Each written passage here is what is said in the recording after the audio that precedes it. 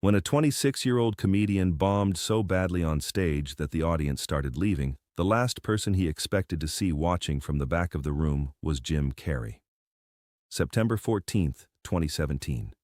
The Comedy Store, 8433 Sunset Boulevard, West Hollywood, California. Thursday night, 10:47 p.m. Marcus Chen stood under the spotlight, sweating, dying. Not the funny kind of dying, the real kind. His third joke had landed with silence. His fifth got a pity laugh. By minute 7, 3 couples had walked out. The bartender was checking his phone. But here's what Marcus didn't know. Standing in the shadows at the back of the room, wearing a black baseball cap and sunglasses despite the darkness, was Jim Carrey. 6 feet 2 inches tall, rubber face completely still, watching everything. And what happened 10 minutes after Marcus walked off that stage? What Jim said to him in a cramped backstage hallway that smelled like beer and failure would be recorded on someone's phone and change both of their lives forever. Stay with us through this entire video because what Jim Carrey told this bombing comedian about his own depression and what got revealed about why the funniest people are often dying inside will hit you somewhere you weren't expecting. The bomb. Marcus Chen, 26 years old, stand-up comedian, born in San Francisco, raised in Los Angeles. He'd been doing comedy for 4 years, open mics, bringer shows, paying his dues. He worked as a barista at a Starbucks on Melrose Avenue, $13.50 an hour, lived in a studio apartment in Koreatown, $1,400 a month. His parents had stopped asking when he'd get a real job. His father had died 2 years ago without ever seeing him perform. That weight lived in Marcus's chest every single day. Tonight was supposed to be different. Thursday showcase at the Comedy Store. Industry night. Agents came on Thursdays. Managers. Producers looking for fresh talent. Marcus had prepared for 3 weeks. New material. Tight 5 minutes. He'd practiced in front of his bathroom mirror 47 times. The host called his name. Next up, Marcus Chen. Polite applause. Marcus walked to the mic. The spotlight hit his face. He grabbed the microphone with shaking hands.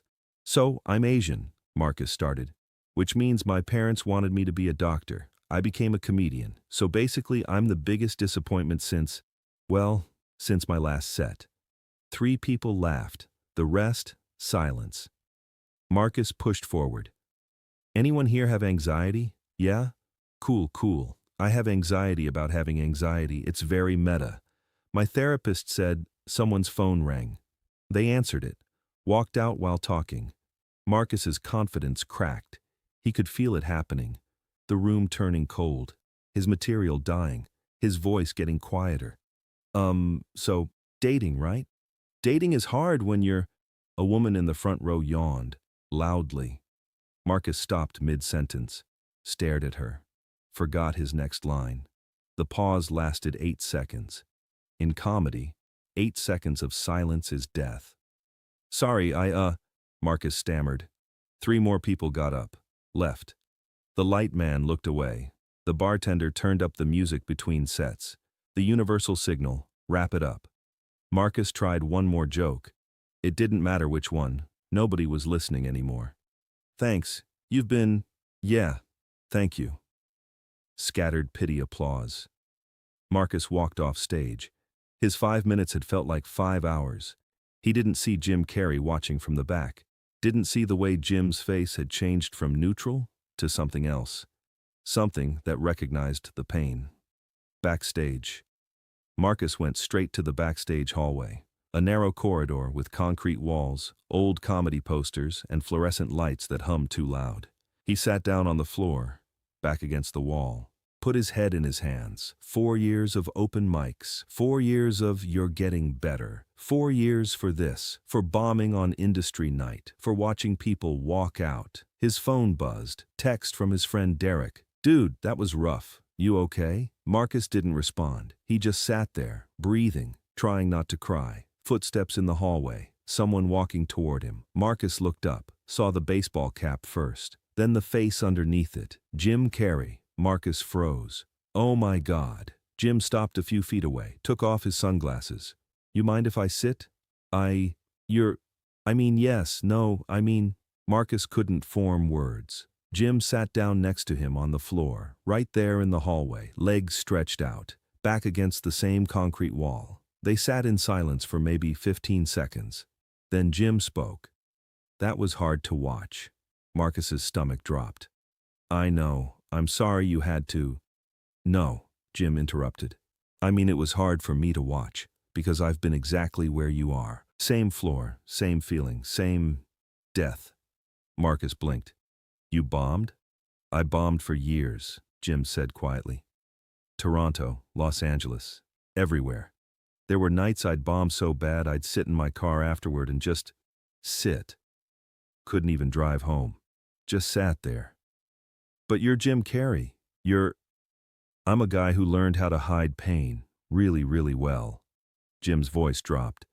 You know what I was thinking while watching you up there? Marcus shook his head. I was thinking about 1978, my family living in a van, me working night shifts at a factory, cleaning toilets, going to comedy clubs and dying. Every single night. You know why I kept going? Why? Jim looked at him directly. Because when you really bomb, you have two choices. You can let it kill you, or you can let it teach you. And the lesson isn't about comedy, it's about whether you can survive being seen at your worst and still show up the next day. Jim paused. His hands moved slightly like he was painting invisible strokes in the air. You know what I do when it gets really dark? I paint. 3 a.m. alone in my studio. Doesn't matter if anyone sees it. I just need to create something when everything else feels meaningless. Music. Marcus's eyes filled with tears. I don't know if I can do this anymore. I know that feeling, Jim said. Depression, right? Marcus nodded. Since I was 19, I take medication, it helps. But nights like this, it all comes back, Jim finished. The voice that says you're not good enough, that you should quit, that everyone was right about you. How did you know? Because that's my voice too. Still. Even now. Jim's face showed something he usually hid. You think success makes it stop? It doesn't. I've made $20 million on a movie and still woke up at 3 a.m. painting alone in my studio, trying to figure out what any of it means. They sat there. Two comedians on a backstage floor. One famous, one unknown. Both fighting the same darkness. The lesson. Someone pulled out their phone. Started recording. Neither Jim nor Marcus noticed at first. Can I tell you something? Jim asked. Yeah. Your material tonight was okay. Not great, but okay. You know what the real problem was? Marcus waited. You didn't believe you deserved to be up there. I could see it in your body language, the way you held the mic, the way you apologized with your voice before the jokes even landed. You were performing your own doubt. But I bombed. The crowd smells fear faster than blood, Jim said. They weren't rejecting your jokes. They were rejecting your energy. You walked up there already defeated. So, what do I do? Jim was quiet for a moment. You want the real answer or the easy one? Real. The real answer is you go back out there, tomorrow, next week, every week. You bomb again and again. And you do it until the bombing doesn't break you anymore. Until you can die on stage and walk off thinking, okay, that one didn't work, let's try something else. That's when you become dangerous. That's when you become real. Music. Marcus wiped his eyes. Jim Carrey is sitting on a floor with me telling me to keep bombing. This is the weirdest night of my life. Jim laughed. Actually laughed. You know what? That's funny. That right there, that's your voice. Not the try-hard stuff you were doing up there. This, the weird truth. What do you mean? Comedy isn't about being funny. It's about being honest about the unfunny parts. Your depression, your anxiety, your parents' disappointment, that's the material, not jokes about those things, the actual truth of living with them. Jim stood up, extended his hand to help Marcus up. Marcus took it. They stood face to face. I'm going to tell you what my dad told me before he died, Jim said. You can fail at what you don't want, so you might as well take a chance on doing what you love. You just failed at what you do want. That means you're exactly where you're supposed to be. The video. The person recording caught all of it. Jim and Marcus on the floor. The conversation about depression, the advice, the honesty. They posted it on Twitter at 11:32 p.m. No caption, just the video. By 2 a.m., 100,000 views. By morning, 2 million. By the end of the week, 15 million views. The comments section exploded. Jim Carrey talking about depression saved my life tonight. I'm a struggling musician and I needed to hear this so badly. The funniest people are fighting the hardest battles. I've been on that floor. I've had that same conversation with myself. This is everything. A therapist commented, "This is what healing looks like. Two people being honest about pain." Entertainment websites picked it up. Jim Carrey's backstage pep talk goes viral. Ellen called, "We want Marcus and Jim on the show." Marcus's phone wouldn't stop ringing. Agents, managers, podcasters. Everyone wanted the comedian who bombed in front of Jim Carrey. 3 months later, December 2017, Marcus Chen walked onto the Ellen Show stage. The audience went crazy. They knew the story. They'd seen the video. Jim was already there, sitting next to Ellen, smiling that smile. "So," Ellen said, "Marcus, tell us what happened after that night." Marcus sat down. "I did exactly what Jim told me. I went back, I bombed again and again. And slowly, I stopped being afraid of it. I started talking about the real stuff, my depression, my medication, the weird thoughts, and people started listening." "Show them," Jim said quietly. Ellen nodded. A screen lowered behind them. A video played. Marcus performing. New material, talking about bombing, about depression, about sitting on that floor with Jim Carrey. The audience in the video was howling, actually howling. The Ellen audience erupted. "That's from last week," Marcus said. "At the Comedy Store. Same room where I bombed. Sold out show." Ellen wiped her eyes. "Jim, what do you think?" Jim looked at Marcus. "I think he found his voice, and it's beautiful." 1 year later, September 14th, 2018. Exactly 1 year after the bomb, Marcus Chen released a comedy special on Netflix. Title, Bombed. The special opened with footage of that night. Him dying on stage, then cut to the backstage video with Jim. Then his journey over the next year. The special was raw, honest, funny in a way that hurt.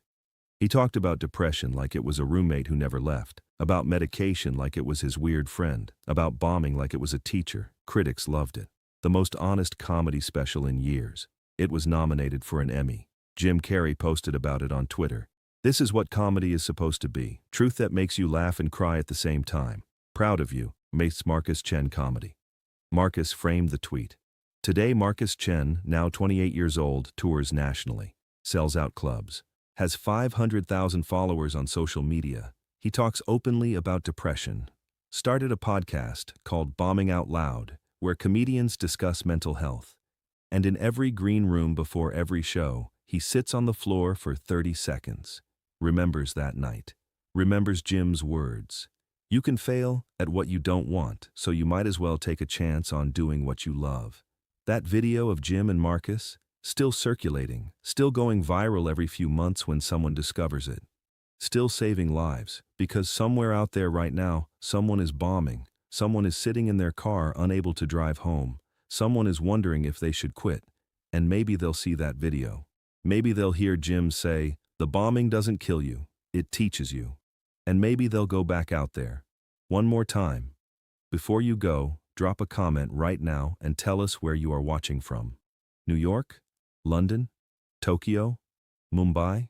We read every single one, and we love knowing where our community is coming from all around the world. And if this story moved you even a little, if it made you feel something real, please hit that like button right now. It takes 1 second, and it helps this story reach someone out there who really needs to hear it today. Maybe someone who's bombing at their dream right now. Maybe someone who's thinking about quitting. This story could be exactly what they need to hear. And if you are new here, welcome. Hit that subscribe button and join a community that believes success doesn't cure depression, that bombing is part of the journey, and that the funniest people are often fighting battles nobody sees. Share this video with one person today, just one.